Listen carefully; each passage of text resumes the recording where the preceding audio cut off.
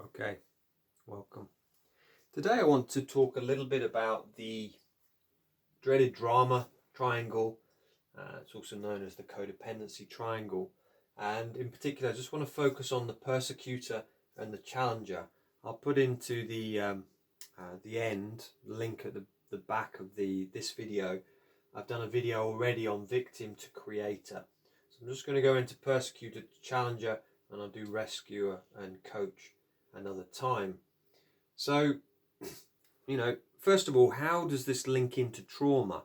So often, if we've been through trauma, a lot of people, we are in this triangle. We're victim, persecutor, rescuer. So, as I shared before, the victim, it's very much poor me, and where we want to be moving to is creator. And you can go into more depth in that video, but essentially the idea is we ask the question, what do I want here? Two questions, and the other one is, what can I do about it? Often when we're in victim, it's all me, poor me. Martin Seligman, the founder of positive psychology, talks about optimism, learned optimism. And, we can either be pessimist or optimist. And often when we're pessimist, we're in the victim space. So here with the persecutor, I'll read a little bit out. So it's from the book, The Power of TED, the Empowerment Dynamic by David Emerald. And what he says is, with the persecutor, we're often authoritarian. Yeah. And he also says we're rigid in our views. And we exert power over others in an effort to keep others from having power over ourselves. So it's like we try to exert power because we feel powerless. It's like, and I'll talk a little bit about the archetypal work of Jung and how that links in. Persecutors we might come across as grandiose and self-righteous. And the reason we do that is masking our own insecurity. And what often can happen is we can be in persecutor, we're persecuting someone else, having a go at someone else. But then when someone has a go at us, we move into victim. So it's almost like a loop. We kind of spiral around these different parts. Again, there's no blame. There's no shame. It's like this is how we learn to survive. Say a lot of the work that I do is with ex-boarders. In a dormitory, we would see all three of these. The persecutor, the bully, but then when the bully gets bullied, then they move into the victim, the poor me. And our work is to start to move more into on the archetypal Jung's work, the sovereign part, the queen, the king within us. So I'll read a little bit from Robert Moore Douglas Gillette's book about what they call the sovereign archetype, but the shadow forms and the tyrant. So here would be the tyrant, tyrant king, and the tyrant queen, and then the other word they use is the weakling. So you could see how these two would be linked into the passive and active forms of the archetype. So he says the tyrant exploits and abuses others. He is ruthless, merciless, and without feeling when he is pursuing what he thinks is his own self-interest. His degradation of others knows no bounds. He hates all beauty, innocence, all strength, all talent, all life energy. So this kind of is linking into the persecutor. Yeah. So then the question is, how do we move from persecutor to challenger? Well, first of all, I'll describe a little bit what David Emerald talks about, what the challenger is. He says all of life's experiences are teachers in some way. So maybe we have a breakdown like I did. That can be an experience. So we can see that, these are challenges. In some ways, he says they challenge us to grow and evolve. He says, although the persecutor certainly provokes a reaction, the challenger elicits a response by encouraging the creator to acquire new skills, knowledge, or insight.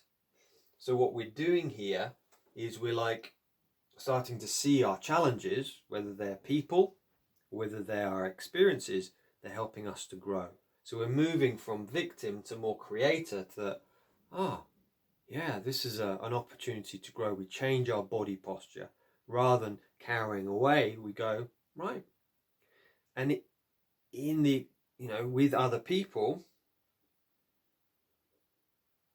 if we've got someone who's challenging us, they're not persecuting, they're helping us to grow. Yeah. And maybe it will make more sense by what he talks about as how we go from persecutor to challengers, is we ask the question, what is my intention? So this bit here, what is my intention? So when you are with someone, are you persecuting? Ask the question, what's my intention? If it's power over someone else, then you're in persecutor. If it's all about love, he says in the book, to shift to challenger, you need to make sure you're grounded in the intention of love and the desire to support the individual's growth. If you're in the space of love, then you're challenger. If it's more power over, to make yourself look good, you're in the tyrant, you're in the persecutor.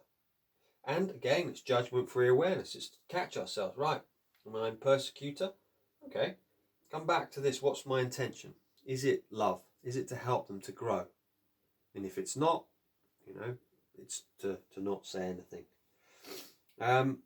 So yeah, that is basically the teachings on the codependency triangle, moving into more the empowerment dynamic. And just notice within yourself. So, this is an internal work as well.